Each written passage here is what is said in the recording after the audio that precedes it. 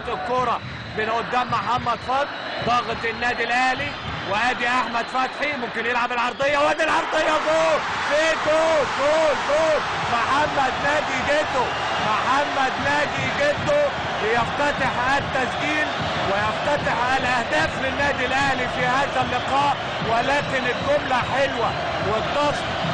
من النادي الاهلي اسفر عن هدف اول لمحمد ناجي جدو العائد الى التهديف مرة اخرى ويفتتح اولى اهدافه بقميص النادي الاهلي في موسم 2010-2011 علشان تتعدل النتيجة وتصبح النتيجة التعادل الايجابي 1-1. جملة حلوة وهجمة حلوة، والنادي الاهلي بعد ما اوجد المساحة على الاطراف ادي الرأسية بترتد